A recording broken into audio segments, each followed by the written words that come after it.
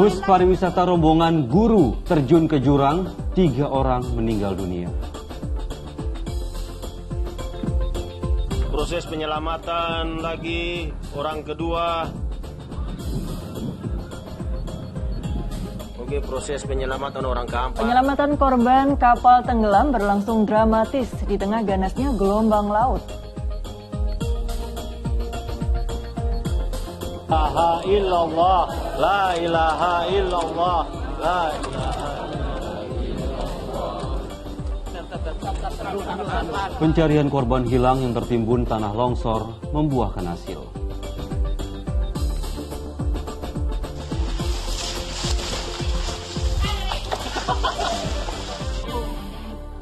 Seorang kakek berhasil menaklukkan dan menangkap buaya raksasa berbobot 1 ton.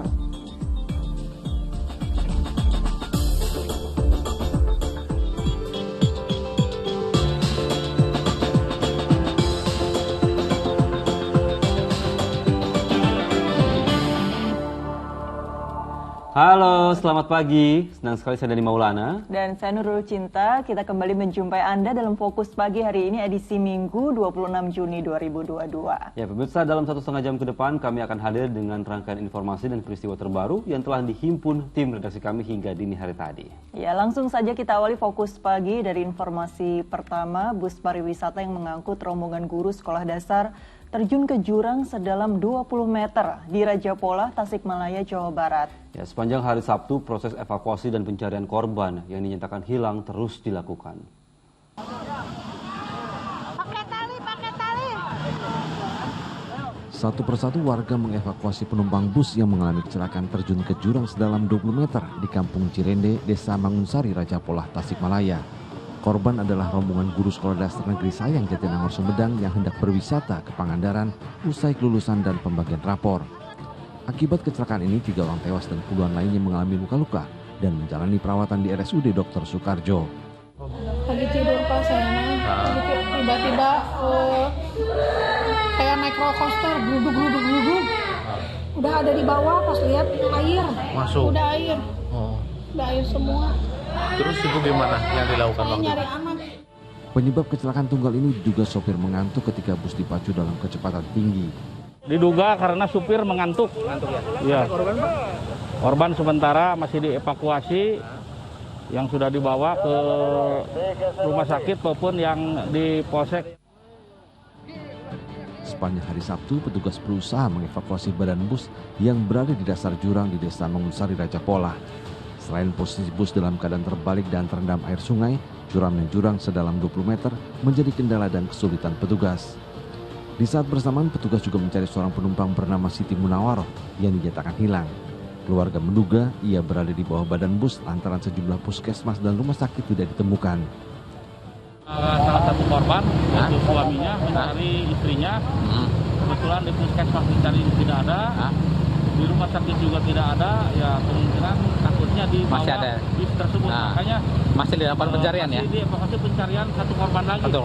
Ada tidak adanya di sini dari pulang dan ibu bapaknya ikut suaminya setelah yakin ada kesimpulan apakah ada apakah tidak ada di sini. Namun hingga bus berhasil dievakuasi petugas, penumpang bernama Siti Munawaroh tidak kunjung ditemukan. Sementara itu polisi telah mengamankan sopir bus bernama Dedi Kurnia ke Mapolres Tasik. Keadaan sopir saat ini kami sampaikan bahwa keadaannya sehat walafiat. Sudah diamankan Dan sudah kita amankan di kantor kepolisian kita. apa statusnya? Sementara kita masih menstatuskan yang bersangkutan sebagai saksi. Upaya evakuasi bangkai bus yang memakan waktu hingga 10 jam mengakibatkan kemacetan panjang arus lalu lintas, baik dari arah Tasikmalaya maupun sebaliknya. Eko Setiabudi melaporkan dari Tasikmalaya, Jawa Barat. Di antara korban kecelakaan bus di Tasikmalaya merupakan pasangan suami istri dan suaminya merupakan seorang purnawirawan perwira polisi. Ya, sementara puluhan korban luka-luka menjalani perawatan di rumah sakit, 11 diantaranya diperbolehkan pulang.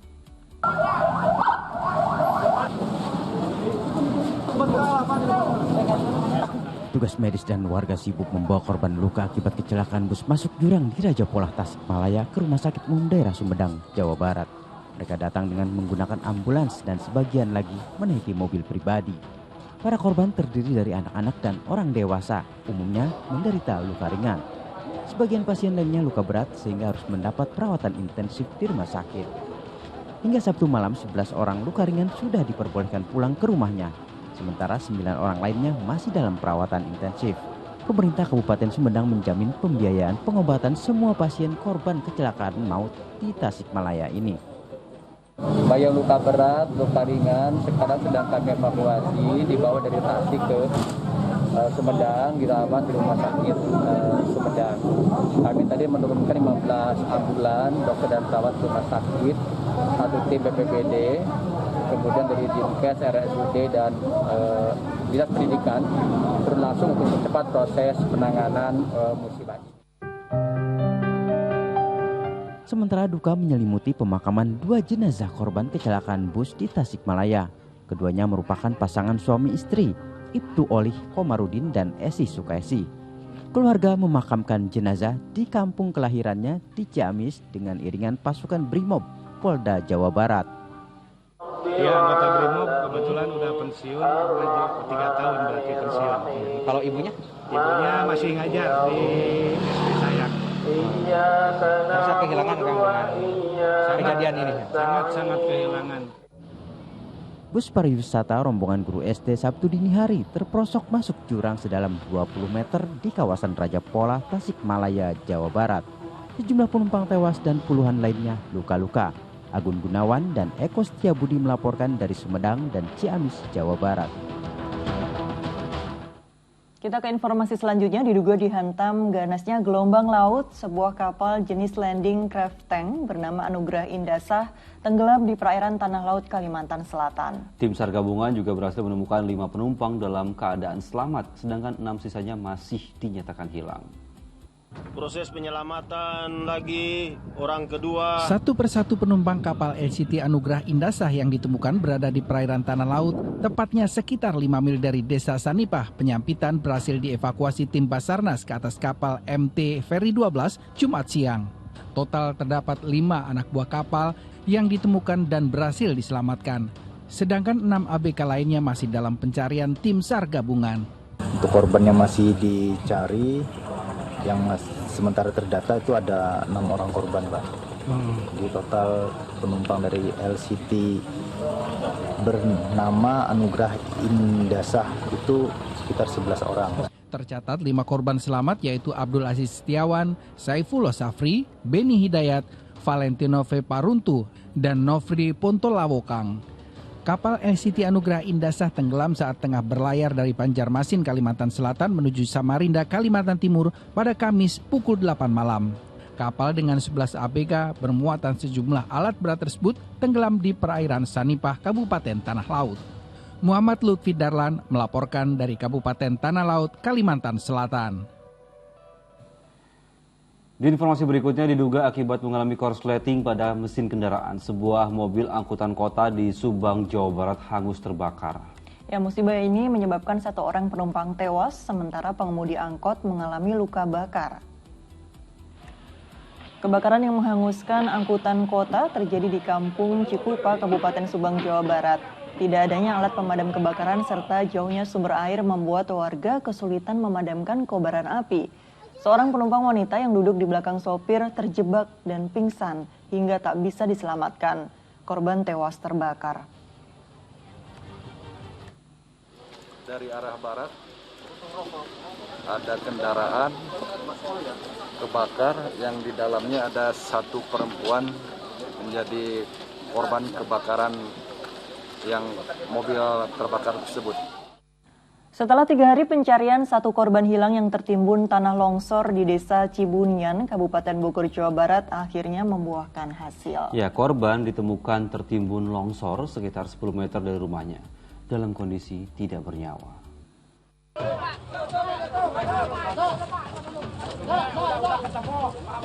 Setelah 3 hari melakukan pencarian korban banjir bandang dan tanah longsor di Kampung Muara, Desa Cibunian, Kecamatan Pamijahan, Kabupaten Bogor, akhirnya ditemukan. La ilaha illallah, la ilaha illallah, la ilaha illallah. korban Umar, 42 tahun ditemukan tertimbun material longsor sekitar 10 meter dari rumahnya dalam kondisi tak bernyawa Sabtu siang. Jenazah kita sudah temukan kurang lebih pukul 11 siang dan tadi posisi korban telentang dan masih tertimbun sebagian tanah dan batuan. Tadi kita urai untuk pelan-pelan, ya, alhamdulillah sekarang sudah diangkat.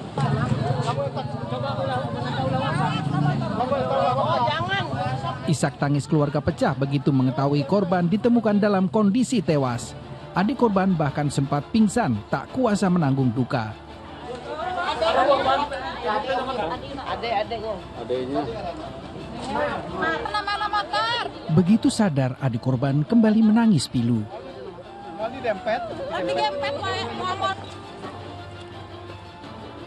Sementara itu, sulitnya kondisi medan naik turun bukit yang amat terjal memaksa tim SAR gabungan bekerja keras mengevakuasi korban ke rumah duka.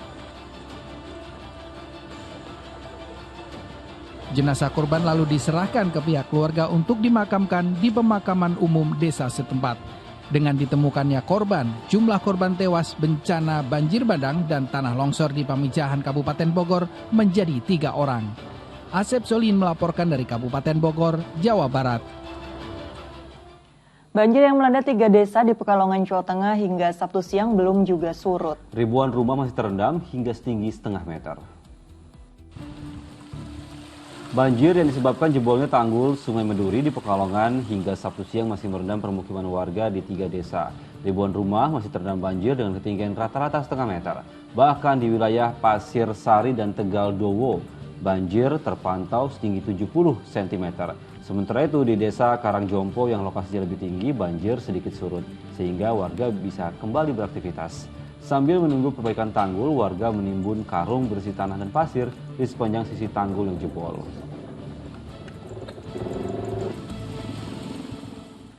Kita ke informasi lainnya, seorang kakek berhasil menaklukkan dan menangkap buaya raksasa sepanjang 4 meter dengan bobot sekitar 1 ton di desa Ambuawo Indah, Kabupaten Buton, Sulawesi Tenggara. Ya, aksi nekat seorang diri sang kakek ini terekam video amatir warga, pemirsa.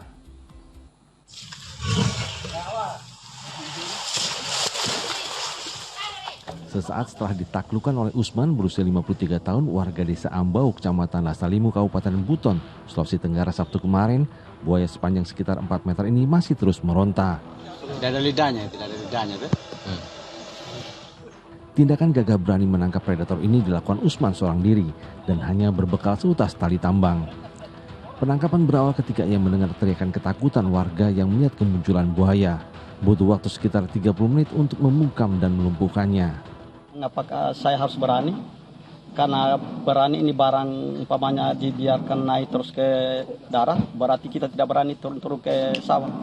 Iya, bisa membahayakan bisa juga membahayakan. Ya. Apalagi ada lokasi yang di jalan ini kan gorong-gorong tempat memancingnya warga. Nanti ada buaya. Jadi saya memang harus nekat tadi. Proses pemindahan buaya ke atas mobil untuk dievakuasi oleh tim BKSDA pun juga tak mudah. Butuh tenaga ekstra yang melibatkan sekitar 20 orang, lantaran diperkirakan bobot buaya mencapai 1 ton. Kami langsung terjun ke sini untuk mengevakuasi buaya ini, terus selanjutnya kami bawa ke Kendari. Oke, tadi ini ada kesusahan untuk ya Pak? Sudah diukur berapa nih? 4 meter 30. Selanjutnya buaya akan dievakuasi ke Taman Nasional Rawa Opa yang ada di Kota Kendari dan akan dilepas liarkan ke habitatnya. Ilor Samsudin melaporkan dari Buton, Sulawesi Tenggara.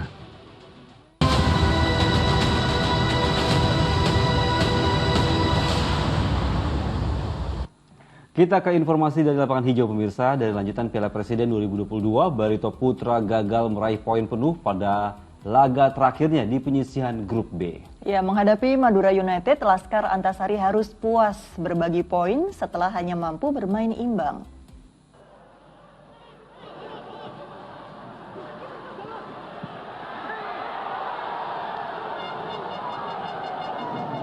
Barito Putra menjalani laga terakhirnya di Grup B Piala Presiden 2022 dengan kembali meraih hasil imbang saat melawan Madura United.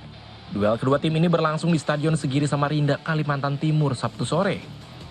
Bermain di atas lapangan yang digenangi air membuat kedua tim kesulitan untuk melancarkan serangan. Pada menit ke-25, Barito sejatinya berhasil mencetak gol lebih dulu. Sayang, gol yang tercipta dari kaki Amrizal Manailo dianulir wasit karena dinilai berada dalam posisi offside. Terus tertekan, Laskar Sapekerap justru berhasil membuka keunggulan pada menit ke-38. Selwan Al-Jaberi sukses menjebol gawang Barito setelah menerima umpan dari Rivaldi Bowo.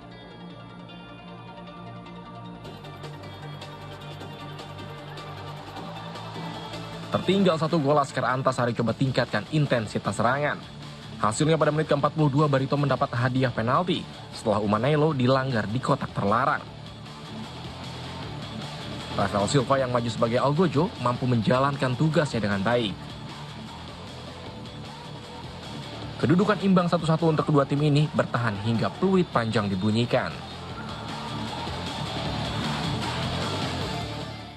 Persija Jakarta harus mengakui keunggulan tuan rumah Borneo FC di ajang Piala Presiden 2022. Tampil dengan skuad intinya, Macan Kemayoran takluk 1-2 dari Pesut Etam.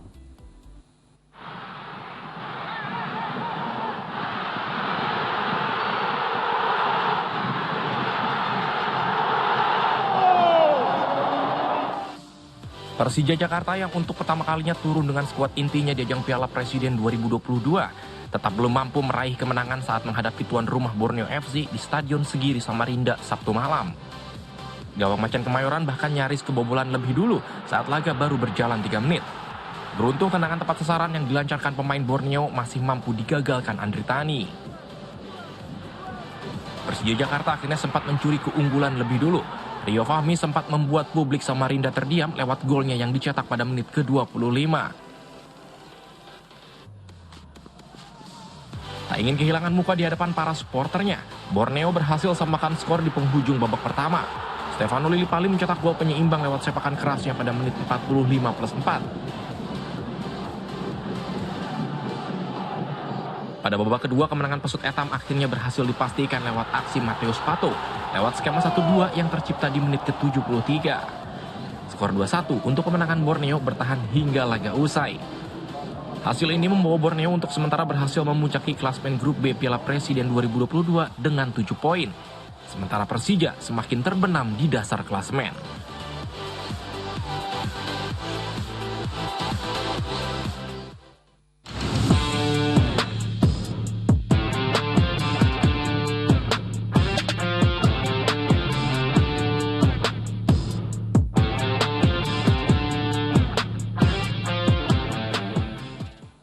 Kita jeda sejenak pemirsa, Fokus Pagi akan hadir kembali dengan sejumlah informasi lainnya. Di antaranya adalah diduga korban penganiayaan seorang wanita ditemukan bersimbah darah di kamar indekosnya. Informasinya bersama Dani Maulana sesaat lagi.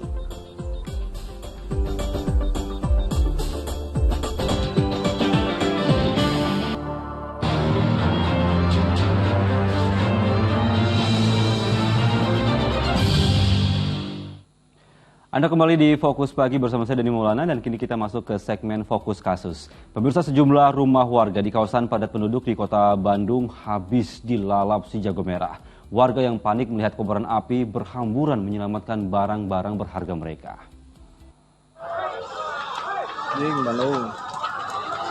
Lihat emang. Listrik.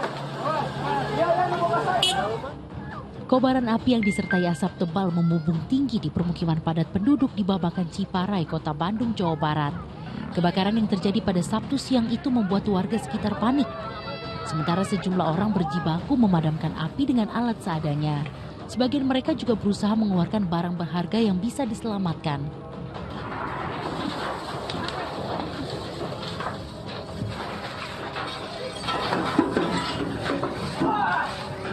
Dugaan sementara, sumber api berasal dari salah satu rumah warga yang sedang memasak. Dari rumah belakang ada orang masak, kayaknya lupa matiin kompor apa gimana, langsung meledak dari gas juga. Emang terdengar ada suara ledakan gitu? Iya, ada. Namun petugas masih menyelidiki penyebab pasti kebakaran yang menghanguskan 5 rumah warga yang berhimpitan. 5 rumah, 13 kakak, 46 jiwa. Jadi untuk penyebabnya belum bisa disimpulkan, belum bisa diketahui. Mungkin nanti penyelidikan lebih lanjut.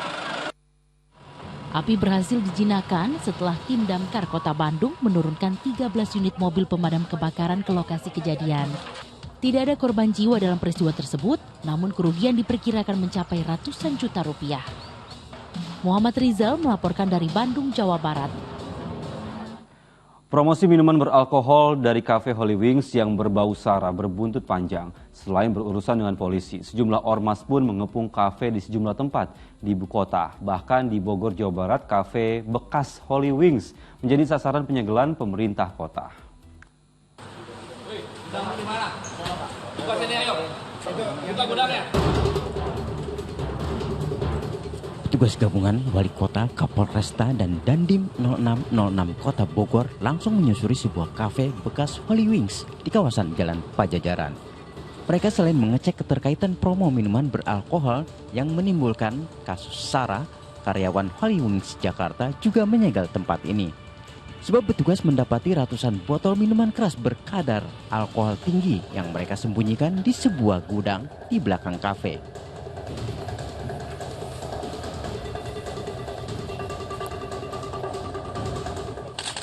Nah ini yang diperankan nih, yang diperankan dengan cara yang kurang ajar.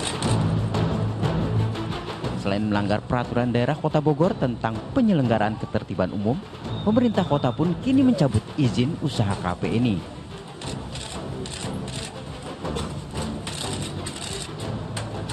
Kami melakukan pengecekan atas izin yang diberikan.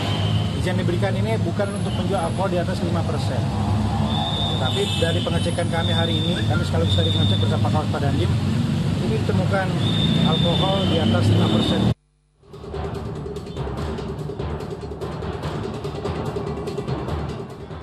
Sementara suasana Holy Wings di kawasan Jalan Gatot Subroto, Jakarta tampak sepi setelah sebuah ormas mengepungnya Jumat malam.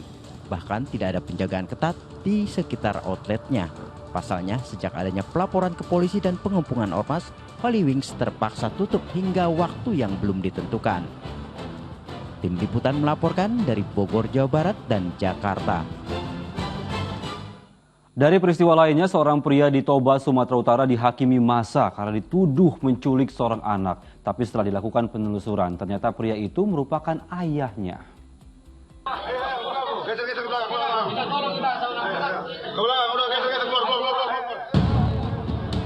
Ratusan massa datangi Polsek Balige untuk melihat dugaan penculikan anak yang terjadi di Kecamatan Balige, Kabupaten Toba, Sumatera Utara. Massa sempat main hakim sendiri sebelum akhirnya pria tersebut diamankan polisi. Namun setelah dilakukan penelusuran, ternyata pria tersebut merupakan ayah kandungnya. Menyadari jika dugaan yang dilakukan warga salah, massa mendatangi Polsek Balige untuk memintanya dibebaskan. Ini terjadi dugaan penculikan anak. Jadi sudah dilaporkan dan dibawa ke Polsek dan diamankan. Kemudian kita serahkan ke Polres Toba untuk penanganannya lebih lanjut di unit PPK. Kejadian bermula ketika warga melihat seorang anak menangis bersama pria dewasa, sehingga kecurigaan warga muncul bahwa anak tersebut diculik. Peristiwa dugaan penculikan ini pun menyebar cepat hingga diketahui oleh pihak keluarga melalui media sosial. Cuma jalan-jalan aja gitu. Udah sampai jam 10 nggak ada datang-datang. Tiba-tiba ada ini buka Facebook, udah ada postingan. Pria yang diduga pelaku ini akhirnya dibebaskan polisi dan menyerahkan kembali anak beserta ayahnya kepada pihak keluarga. Yan Asmara melaporkan dari Kabupaten Toba, Sumatera Utara. Pemirsa, seorang wanita ditemukan bersimbah darah di kamar indekosnya di Serpong Utara, Tangerang Selatan. Diduga ia dianiaya dengan senjata tajam hingga terluka parah. Korban sempat dilarikan ke rumah sakit, tapi nyawanya tidak bisa diselamatkan.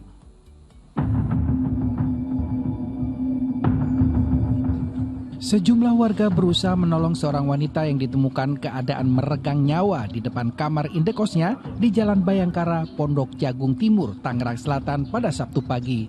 Warga mendapati wanita itu tergeletak bersimbah darah setelah terdengar teriakan korban yang meminta tolong.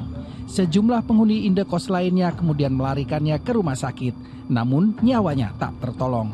Saat diperiksa, terdapat sejumlah luka bekas senjata tajam di tubuh wanita yang berdomisili di Tambora, Jakarta Barat itu. pada saat ditemukan korban itu ditemukan oleh tetangga kontrakan ada di depan kontrakan di depan pintu minta tolong. Oleh karena itu tetangga keluar dari kontrakan. Pak, pada saat ditemukan korban bersimbah darah sehingga pada saat itu para tetangga korban melakukan pertolongan dibawa ke rumah sakit. Polisi yang memeriksa kamar korban menemukan sebilah pisau bernoda darah yang diduga digunakan untuk menghabisi wanita berusia 35 tahun tersebut. Selain itu, juga ditemukan topi serta satu telepon genggam dan kain penuh darah. Kini polisi masih menyelidiki sosok orang yang bersama korban terakhir kali. Syahbudin Atar melaporkan dari Tangerang Selatan, Banten. Dari peristiwa lainnya, seorang ibu mengalami luka lebam di bagian wajahnya usai dianiaya perempuan selingkuhan dari suaminya. Penganiayaan ini dilakukan karena pelaku tidak terima dihina.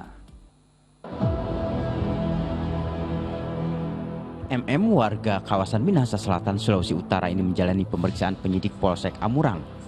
MM dilaporkan korban SM yang diduga alami penganiayaan yang tak lain istri dari selingkuhan tersangka. Dari pemeriksaan awal, tersangka mengaku saat kejadian berada di warung makan. Saat itu korban bersama suaminya berada di tempat yang sama. Tak lama kemudian tersangka dan korban terlibat adu mulut hingga berujung pertikaian dan korban mengalami lebam di bagian wajah. Suaminya ada hubungannya begitu ya? Ada hubungan dengan pelaku, akhirnya terjadi perselisihan dan terjadi penganiayaan oleh pelaku. Oh, untuk karena kasus ini pelaku dijerat dengan pasal apa? Dikenai pasal 351 ayat berapa? Ancamannya? 1 tahun 8 bulan. Diduga motif penganiayaan dilatar belakangi rasa cemburu karena tersangka punya hubungan asmara dengan suami korban. Juandri Paputungan melaporkan dari Kabupaten Minahasa Selatan, Sulawesi Utara. Misteri penemuan sesosok bayi di sebuah kebun singkong di Desa Kuripan, Lombok Barat, Nusa Tenggara Barat menemukan titik terang. Tersangka yang tidak lain adalah ibu kandung korban tega membuang tubuh mungil itu lantaran malu memiliki bayi hasil hubungan gelap. Wanita 26 tahun ini hanya bisa tertunduk saat digelandang aparat Polres Lombok Barat.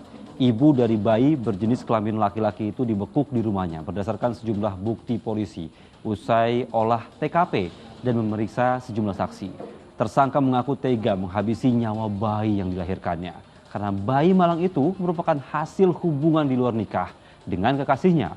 Polisi kini memburu kekasih tersangka guna mengungkap perannya dalam pembunuhan itu. Tersangka terancam kurungan penjara selama 7 tahun akibat membuang bayi. Setelah melahirkan, si bayi dalam keadaan menangis dan dililitkan tali pusar oleh terduga pelaku. Setelah itu masih menangis dan ditutup menggunakan bantal. Pemirsa, setelah sempat buron, penjamret 2 wanita yang sedang berkendara hingga terjatuh berhasil dibekuk petugas. Aksi sadis para pelaku terekam kamera pengawas dan viral di media sosial.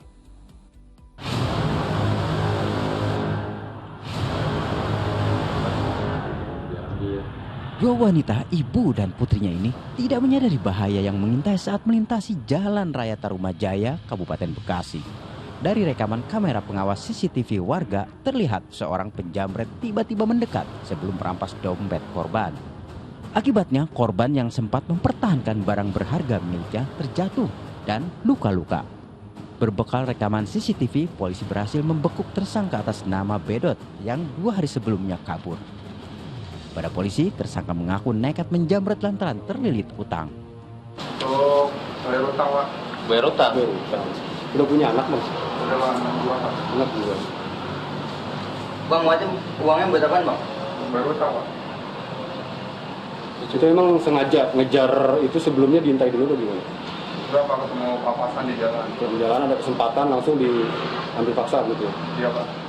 Saya terima kasih kepada masyarakat yang telah memasang CCTV sehingga memudahkan kami untuk pengungkapan kasus ini. Kalau untuk pelakunya ini apa? Sudah berapa kali dari keterangan? Pelakunya diakui baru sekali melakukan kejahatan. Sejumlah barang bukti berhasil disita petugas, diantaranya 1 unit sepeda motor, dompet, serta pakaian yang digunakan tersangka. Muhabar melaporkan dari Kabupaten Bekasi, Jawa Barat.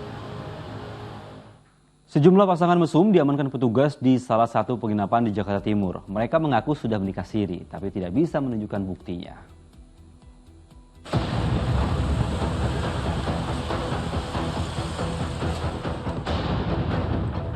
Petugas gabungan mendatangi tempat penginapan di kawasan Duren Sawit, Jakarta Timur, Jumat malam.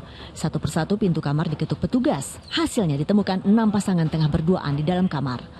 Udah nikah? Bisa dilihat ini ya? Ada fotonya, tapi buku nikahnya di rumah. KTP ada nggak? KTP adanya ada, tapi hilang, adanya SIM. Tadi kesini kan pakai KTP.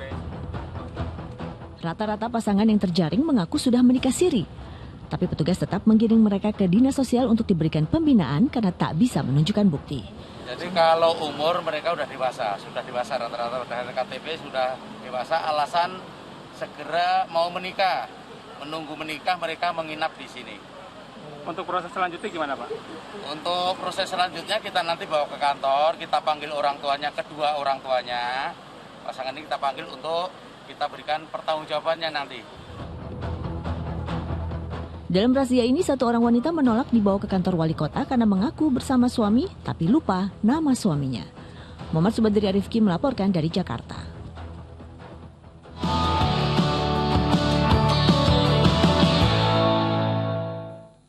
Kini kita masuk ke segmen info pasar. Pemirsa, harga cabai rawit merah di pasar tradisional Johar Baru, Jakarta Pusat kembali melonjak tajam hingga menembus Rp130.000 per kilogramnya. Tingginya harga cabai ini dikeluhkan para pedagang yang mengalami penurunan omset hingga 70%.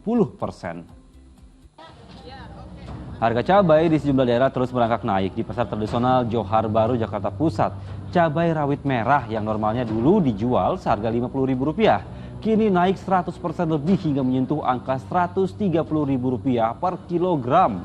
Kenaikan ini disusul cabai merah keriting yang dijual Rp100.000 per kilogram dari harga sebelumnya hanya Rp45.000 saja.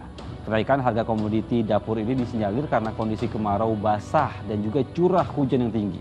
Hal ini mengakibatkan munculnya hama pengganggu tanaman yang mengakibatkan petani cabai dan bawang gagal panen. Berbeda dengan harga cabai, harga minyak goreng jenis curah kini justru turun drastis. Di kawasan Pasar Baru, Kota Bekasi, harga minyak goreng curah yang dulunya tinggi kini menjadi Rp13.400 per kilogramnya. Turunnya harga minyak goreng curah ini tentu saja disambut baik para pembeli yang terdiri dari masyarakat biasa maupun pelaku usaha. Ya pemirsa, Menteri Perdagangan Zulkifli Hasan terus memantau ketersediaan stok dan harga minyak goreng curah di pasaran. Sementara itu, sejumlah warga di Bekasi, Jawa Barat menyerbu agen minyak goreng curah yang menjual dengan harga murah.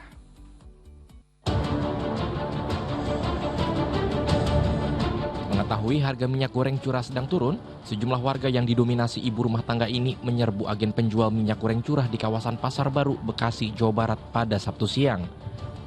Harga minyak goreng curah yang dijual hanya Rp13.200 per kilogram.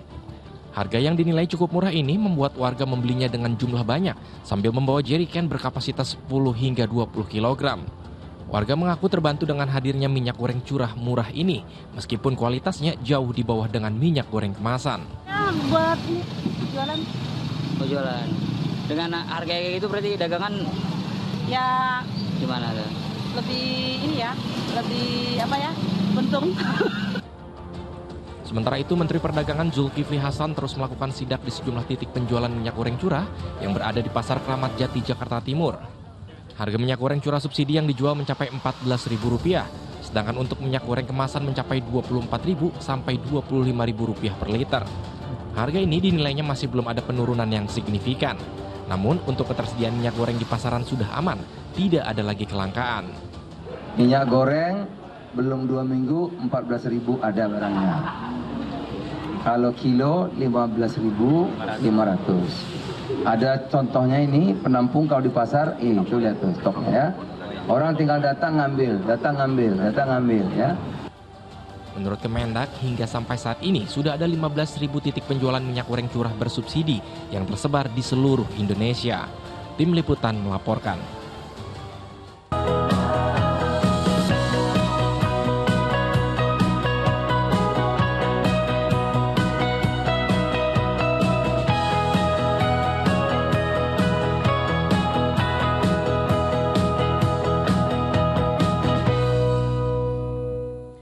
Penyuntikan vaksin PMK tahap pertama terhadap hewan ternak sapi mulai dilakukan di Kuningan, Jawa Barat. Sementara itu di Pati, Jawa Tengah, menjelang Hari Raya Idul Adha, para peternak rela menjual sapinya dengan harga murah karena takut tertular virus PMK.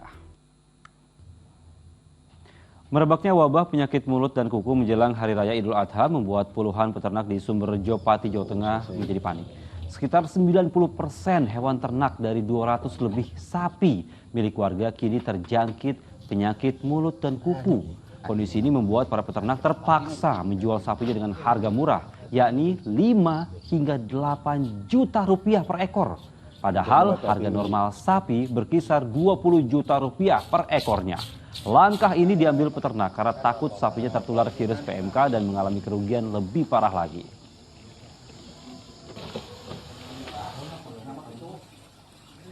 Sementara itu di Kuningan, Jawa Barat, petugas Dinas Kesehatan mulai menyuntikan vaksin PMK tahap pertama kepada ternak sapi di Desa Cisantana. Penyuntikan vaksin dilakukan kepada ternak sapi yang masih sehat dan belum terjangkit PMK. Kabupaten Kuningan telah menerima sebanyak 7.200 dosis vaksin PMK dari pemerintah pusat. Dosis vaksin akan dibagi dua, yakni 5.200 dosis vaksin untuk sapi perah dan 2.000 vaksin untuk sapi potong. Sedangkan di Surabaya, Jawa Timur, pemerintah setempat mulai melakukan vaksinasi darurat bagi hewan ternak sapi di 30 kecamatan. Di peternakan sapi perah yang berada di Kecamatan Wonocolo, 80 ekor sapi disuntik vaksin Aftopol yang diproduksi oleh perusahaan farmasi asal Jerman.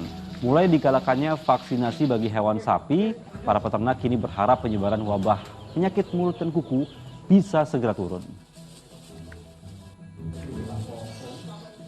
Pemirsa, diduga penganiayaan bocah 12 tahun tewas di atas sebuah kapal motor.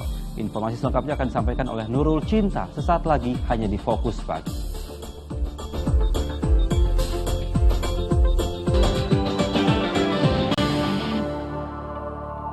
Terima kasih Anda masih menyaksikan Fokus Pagi. Pemirsa, diguyur hujan dengan intensitas tinggi, tebing setinggi lebih dari 10 meter di jalur Lumajang Malang perbukitan Piket 0 Lumajang Jawa Timur longsor. 4 titik longsoran membuat jalur alternatif di jembatan gantung penghubung Lumajang Malang terganggu. Longsornya tebing setinggi lebih dari 10 meter di perbukitan Piket 0 jalur Lumajang Malang mengakibatkan jalur alternatif di jembatan gantung penghubung Lumajang Malang tersendat. Longsoran terparah berada di kilometer 57 Desa Sumberwulu.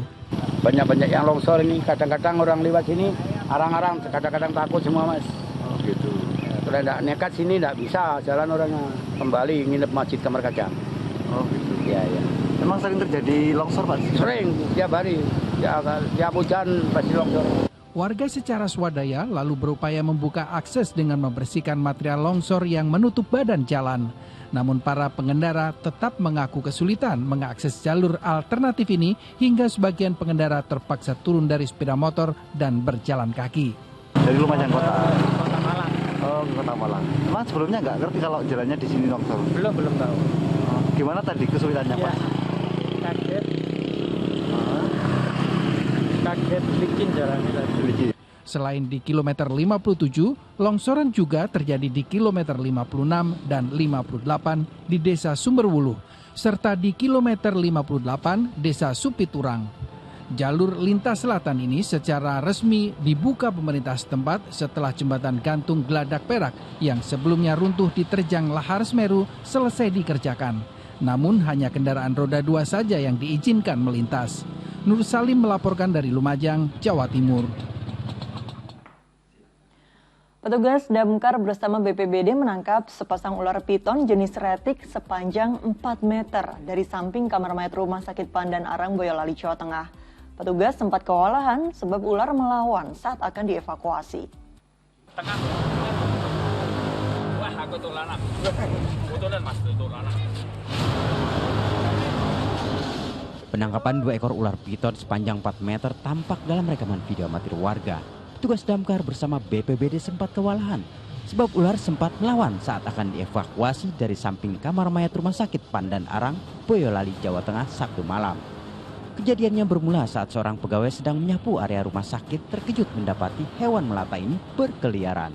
Satu jantan, yang satu betina. Kemungkinan karena ini memang masih musim kawin, jadi si pejantan itu selalu mengejar betinanya kemana dia pergi itu pasti, karena si betina mengeluarkan semacam bau-bauan yang tidak bisa dicium manusia, namun untuk dari ular itu mampu untuk membauinya. Rencananya kedua ular sanca jenis retik ini akan dilepas liarkan ke tempat yang jauh dari permukiman warga seperti di hutan Juwangi atau Wonosegoro. Yulianto melaporkan dari Boyolali, Jawa Tengah. Kita ke informasi selanjutnya, bocah 12 tahun tewas di atas sebuah kapal motor asal Surabaya tujuan ke Sulawesi Utara. Sejumlah luka lebam di sekujur tubuhnya memperkuat dugaan bocah itu menjadi korban penganiayaan.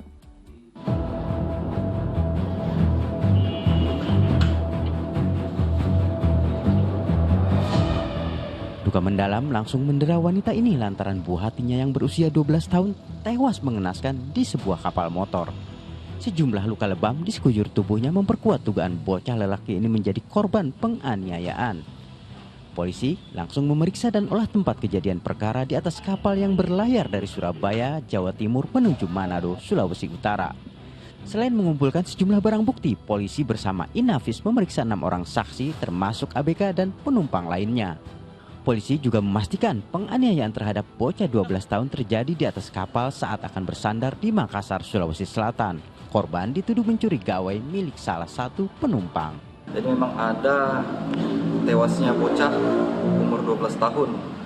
Sementara keterangan dari korban umur 12 tahun meninggal dunia karena adanya penganiayaan. Itu untuk sementara. Cuman masih kami dalamin, masih kami lakukan pemeriksaan. Sampai saat ini ada 6 saksi yang kami periksa.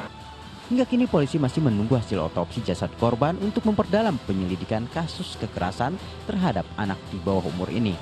Andi Muhammad Sardi melaporkan dari Makassar, Sulawesi Selatan. Nyawa 2 orang wanita melayang lantaran menolak diajak berhubungan intim. Di lokasi lain ada pula aksi kejam pria yang tega menyiram air keras terhadap istri serta anaknya karena cekcok rumah tangga. Simak selengkapnya dalam kasus utama sepekan.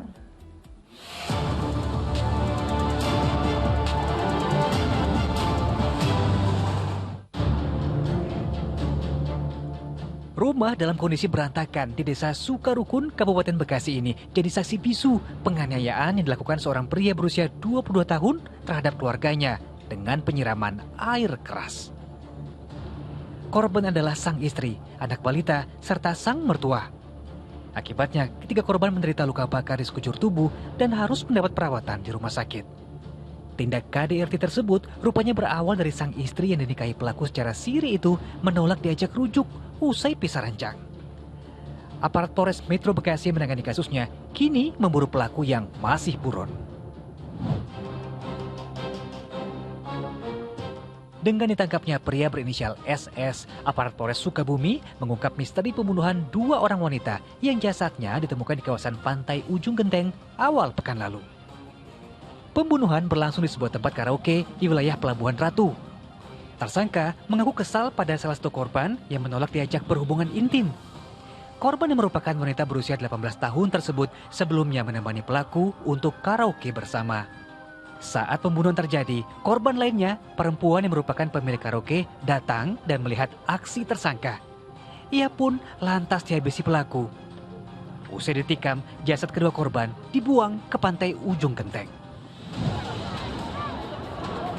Kecelakaan maut di perlintasan rel kereta wilayah Tambun Selatan, Bekasi juga turut jadi perhatian warga pekan ini. Minibusnya nyaris tak berbentuk lagi. Bagaimana tidak, usai tertabrak, mobil sempat terseret lebih dari 1 kilometer. Celakanya, mobil naas itu berisikan satu keluarga yang terdiri dari pasangan orang tua dan seorang anak. Namun saat mengalami mati mesin, pasangan ibu dan anak sempat turun menyelamatkan diri. Sayangnya, sang sopir masih berada di bangku kemudi hingga terseret dan tewas di lokasi kejadian. Ada anak bayinya. Kecelakaan maut di perlintasan rel kereta pekan ini juga terjadi di Perbaungan, Kabupaten Serdang Bedagai. Bahkan memakan korban yang lebih banyak lagi. Kecelakaan berawal saat mikrobus yang membawa rombongan ibu-ibu pulang berlibur dari desa Nagalawan hendak pulang menuju kota Medan. Diduga tak mengetahui kereta api barang akan melintas hingga akhirnya mobil tertabrak kereta dan terlempar sejauh 7 meter. Akibatnya 5 dari 14 penumpang bus meninggal dunia di lokasi kejadian. Sementara 9 orang penumpang lainnya mengalami luka.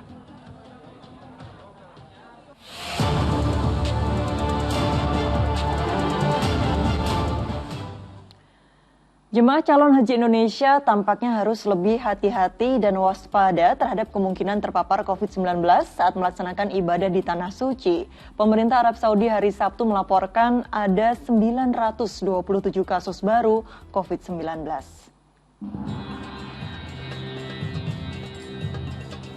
Meski tahun ini mulai membuka kembali pintu haji dengan kuota sebanyak 1 juta orang, tapi Arab Saudi ternyata belum benar-benar bebas dari pandemi COVID-19.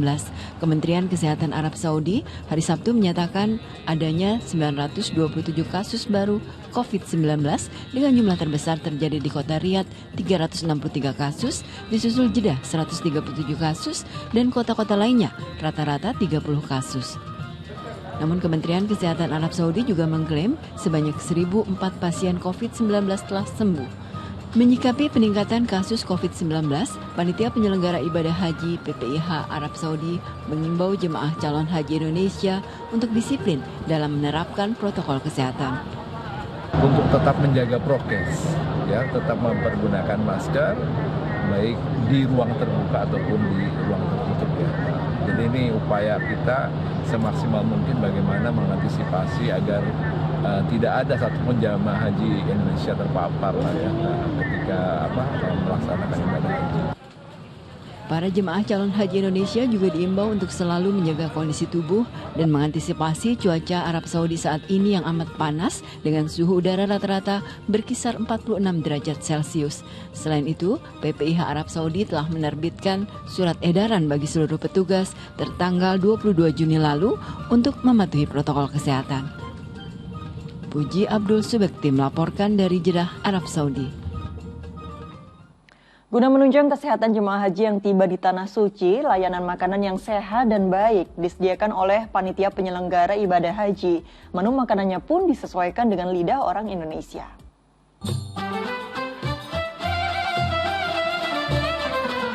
Makanan untuk jemaah haji Indonesia yang baru mendarat di Bandara King Abdul Aziz Jeddah disediakan oleh sebuah perusahaan catering bandara. Makanan menjadi penting bagi jemaah setelah menempuh perjalanan 9 jam dari tanah air dan sebagai bekal di perjalanan menuju kota suci Mekah Al-Mukarramah. Proses penyajian konsumsi bagi jemaah terjadwal dengan baik, disesuaikan dengan waktu kedatangan jemaah haji tiba di bandara. Mulai dari memasak hingga pengemasan dilakukan dengan menjaga kualitas kesehatan dan tersaji masih dalam keadaan hangat.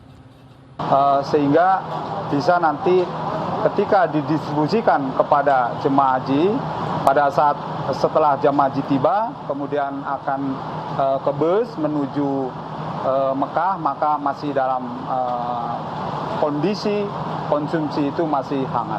Pemasakan itu 2 jam sebelumnya. Ya, jadi dari sini untuk diangkut ke plaza yang ditentukan dengan otoriti bandara, kurang lebih 5 menit kita sampai lah di sana, karena di sekitar sini aja nggak jauh kok. Dalam satu paket box makanan untuk jemaah haji, selain menu utama, nasi dan lauk pauk juga dilengkapi dengan puding dan 2 botol air kemasan. Jadi ketika jamaah tiba di pemondokan, jamaah itu tidak akan memikirkan lagi makan atau apa, dia konsentrasi untuk ibadah. Jadi jamaah haji itu harus perlu asupan gizi yang cukup, sehingga jamaah haji itu lebih husuk beribadah. Alhamdulillah, terima kasih, sangat enak. Nikmat Ya. Nasinya masih hangat. Perusahaan catering ini juga melibatkan 9 orang chef yang berasal dari Indonesia, sehingga dijamin menu makanannya pun menyesuaikan dengan cita rasa Nusantara. Puji Abdul Subekti melaporkan dari Jeddah, Arab Saudi. 2 kakak beradik asal Mojokerto, Jawa Timur bisa menjadi jemaah calon haji di usia relatif muda saat ini karena menggantikan kedua orang tua mereka yang meninggal dunia. Meski bersyukur bisa pergi ke Tanah Suci, namun keduanya mengaku sedih setiap kali mengingat status mereka yang telah menjadi yatim piatu. Kedua kakak beradik asal Gondang Mojokerto ini tak menyangka bisa menunaikan ibadah haji di usianya yang terbilang muda. Sang kakak Arif Rohman berusia 32 tahun. Adiknya Siti Asmaul Nisfia bahkan masih berusia 19 tahun. Keduanya menjadi jamaah haji tahun ini menggantikan kedua orang tua mereka, pasangan Suhandi dan Asmianti yang telah meninggal dunia tahun 2021 silam. Sedianya, kedua orang tua mereka telah menabung untuk menunaikan rukun Islam kelima sejak tahun 2011. Namun takdir berkehendak lain. Orang tua saya meninggal, itu bapak saya di tahun 2021. Terus selang 8 bulan itu meninggal juga di tahun 2002 ini 91. Itu bersyukur banget saya bisa berangkat di tahun ini dan dimudahkan untuk segala urusan. Waktu ya ngurus ini kan tidak ada cuma 1 minggu langsung ikuti dengan alhamdulillah. Kakak beradik yang tergabung dengan kloter 29 ini berharap bisa menjadi haji mabrur.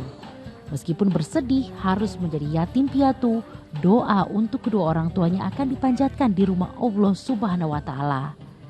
Ari Purwanto melaporkan dari Surabaya, Jawa Timur.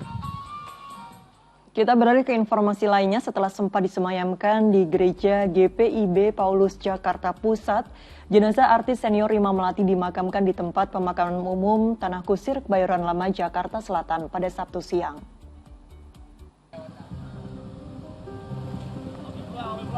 Iring-iringan kendaraan yang membawa jenazah artis senior Rima Melati tiba di tempat pemakaman umum TPU Tanah Kusir, Kebayoran Lama, Jakarta Selatan Sabtu siang. Prosesi pemakaman jenazah istri dari Frans Tumpuan diguyur hujan deras. Semasa hidupnya, mendiang Rima Melati dikenal sebagai sosok orang yang rendah hati. Dia itu rendah hati. Dia mau bergaul sama siapa aja. Jadi dia membantu teman-teman dari awal. Gitu. Jadi intinya adalah segala macam yang dia lakukan itu betul-betul rendah hati kalau menurut saya. Diketahui, artis senior Rima Melati ini meninggal dunia di usia 84 tahun di Rumah Sakit Pusat Angkatan Darat RSPAD Jakarta Pusat pada hari Kamis lalu akibat penyakit komplikasi yang diderita. Artis keturunan Belanda dan Minahasa ini mulai berkarir di tahun 1970-an. Kemampuan aktingnya yang mumpuni membuat Rima meraih Piala Citra pada Festival Film Indonesia tahun 1973 kategori pemeran utama wanita terbaik. Selamat jalan Rima Melati, karyamu akan selalu dikenang. Johan Taruna melaporkan dari Jakarta. Baik, kita jeda sejenak, sejumlah informasi lain masih akan hadir, di antaranya kemeriahan malam puncak hajatan Jakarta. Informasinya sesaat lagi.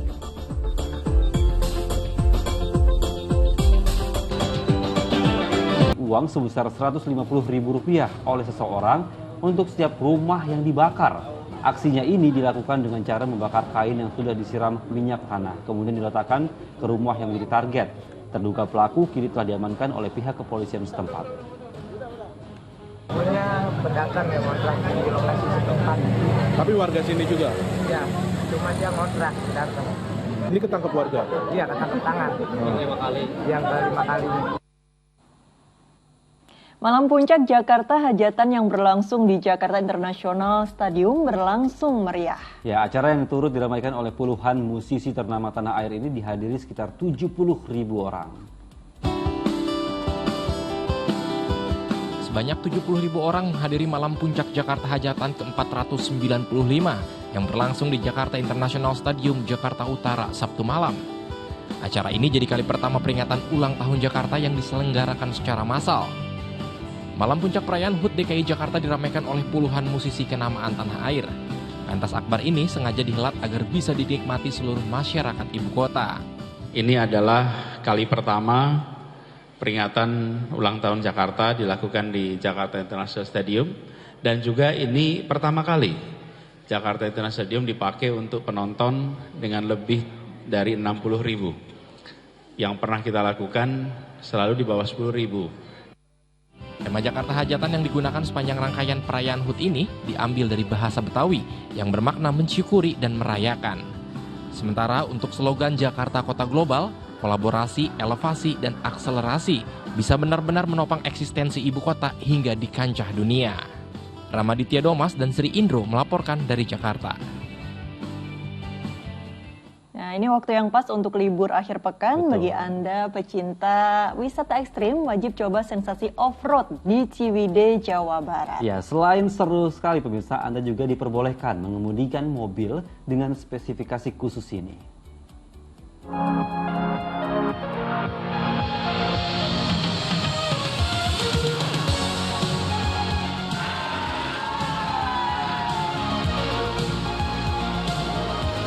Wow, siapa yang tidak terpacu adrenalinnya melihat keseruan ini pemirsa? Off-road sambil menikmati keindahan alam di Ciwidey, Kabupaten Bandung memang selalu jadi favorit wisatawan. Eits, jangan lupa pakai helmnya dulu ya untuk pengamanan kepala saat melewati jalanan yang rusak sepanjang 5 km. Let's go! Wah, baru masuk arenanya saja kita sudah disuguhi rintangan lumpur yang cukup dalam nih pemirsa. Salah satu yang bikin beda adalah kita bisa mengemudikan mobil dengan kapasitas 2.800 cc ini, tapi dengan syarat mampu mengendari mobil transmisi manual dan wajib didampingi ahlinya ya. Kang, kalau misalnya mau bawa mobil sendiri bisa nggak? Bisa, tapi pakai mobil yang depan aja Pak. Oh gitu. Wah, memang beda ya sensasi menyetirnya. Kita bisa merasakan bagaimana sulitnya melewati tantangan lumpur dengan kemiringan sampai 40 derajat. Ada yang terjebak lumpur tuh. Nah, kalau situasi seperti ini, gunakan alat khusus yang namanya winch agar mobil bisa keluar dari rintangan. Saya coba experience baru, bisa nyetir sendiri off-road dengan trek yang lumayan sulit karena saya baru pertama kali juga, masih pemula lah. Cuman treknya oke, untuk pemula rekomen wajib coba. Untuk menikmati keseruan tadi, Anda harus merogoh kocek mulai dari Rp200.000 hingga Rp2 juta. Nah, setelah penat off-road, bisa juga nih mengunjungi wisata lainnya, seperti Glamping Lakeside dan Renggani Suspension Bridge sepanjang 370 meter. Muhammad Abbas melaporkan dari Kabupaten Bandung, Jawa Barat. Ya, seru banget ya pemirsa ya. Cim, dari tadi kita lihat kita sebagai wisatawan ternyata juga bisa mencoba untuk menyetir sendiri mobil off-road di jalur yang ekstrim tadi pemirsa. Jadi kita bisa merasakan sulitnya medan dan bisa kalau kita ajak keluarga ini lebih seru lagi ya. Jadi anak-anak juga bisa merasakan suasana alam itu ya. Cim. Iya, betul sekali. Jadi tidak harus melulu pergi ke mall begitu ya, dan juga memacu adrenalin mengajak keluarga. Iya. Ya, pemirsa, kita lanjutkan informasi berikutnya. Ini dimulainya libur panjang murid-murid sekolah, sejumlah kawasan wisata ini mulai dibanjiri pengunjung. Iya, kemacetan pun menyergap di sejumlah titik karena tingginya volume kendaraan wisatawan yang masuk lantaran tidak ada lagi pembatasan kendaraan ganjil genap. Tak ada lagi penerapan ganjil genap dan semakin longgarnya pengetatan COVID-19 kini membuat masyarakat lebih leluasa untuk masuk ke kawasan wisata Lembang, Bandung Barat. Kondisi ini membuat kawasan wisata Lembang semakin dipadati ribuan warga dari berbagai daerah saat memasuki libur akhir pekan. Bersamaan dengan awal libur sekolah juga, kemacetan akhirnya terjadi di beberapa titik karena masyarakat sudah berlomba sejak pagi untuk menuju objek wisata yang dituju.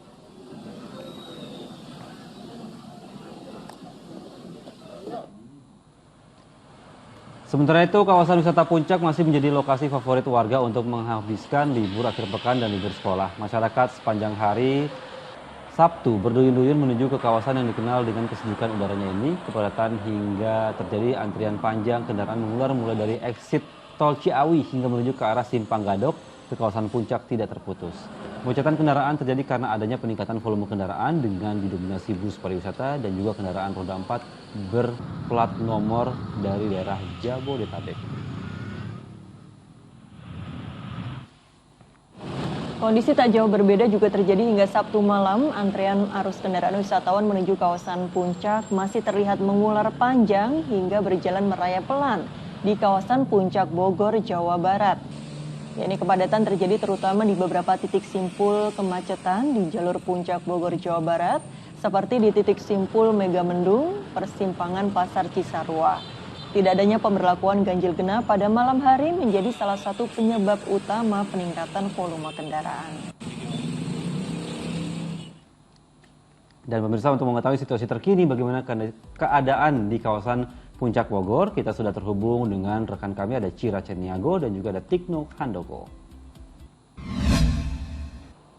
Cira, silahkan laporannya. Selamat pagi, Dani, Nurul, dan juga pemirsa. Saat ini situasi di Simpang Gadok Puncak Jawa Barat tampak ramai lancar oleh kendaraan yang melintas dari kawasan DKI Jakarta menuju kawasan Puncak. Dari pantauan kami memang kendaraan yang melintas ini didominasi oleh kendaraan roda 4 atau pribadi, lalu ada minibus dan juga kendaraan dengan muatan besar. Dan nantinya mengingat saat ini hari ini merupakan tanggal merah dan juga libur sekolah, Polres Bogor bersama dengan Satpol PP akan menerapkan aturan ganjil genap yang sudah berlangsung dari hari Jumat kemarin hingga hari ini. Yang dimana nanti akan berlangsung di 8 titik kawasan ganjil genap. Salah satunya tempat saya melaporkan yakni di Simpang Gadok, Puncak Jawa Barat. Namun jika memang aturan ganjil genap ini tidak berlangsung dengan efektif atau animo kendaraan dari kawasan DKI Jakarta atau Jabodetabek terus meningkat, nanti akan diberlakukan aturan one way yang akan berlaku pada pukul 8 pagi hingga siang dan dari kawasan Puncak menuju Jakarta pada pukul 1 siang nanti hingga sore. Sementara demikian, Dani dan Nurul kembali di studio. Ya, terima kasih Cira Ceniago dan Tikno Handoko atas laporannya dari kawasan Puncak Bogor, Jawa Barat. Ya, pemirsa, informasi tadi sekaligus menutup kebersamaan kita dalam Fokus Pagi hari ini. Tetap kencangkan protokol kesehatan dan saksikan info terkini jika corona hanya di video. Unduh aplikasinya sekarang. Ya, dan ayo dukung operasi katarak, hernia, donor darah, dan khitan gratis bagi warga tidak mampu di sejumlah tempat di Indonesia. Sampaikan kepedulian Anda melalui rekening BCA di nomor 162-633-8888 atas nama Yayasan Pundi Amal Peduli Kasih. Kepedulian kita, harapan mereka. Dan pemirsa, saksikan mega series Panggilan hari ini jam 17.45 waktu Indonesia Barat. Dilanjutkan penampilan istimewa superstar lapangan hijau asal Brazil, Ronaldinho, bersama 3 klub Liga 1 Rans Nusantara FC, Arema FC, dan juga Persik Kediri dalam Trofeo Ronaldinho. Malam ini pukul 19.30 waktu Indonesia Barat, live di Indosiar dan juga di video. Ya, dan mewakili tim redaksi dan kerabat kerja yang bertugas, saya Nurul Cinta. Dan saya Dani Maulana pamit undur diri. Selamat pagi, selamat beraktivitas, jaga kesehatan selalu, dan sampai jumpa.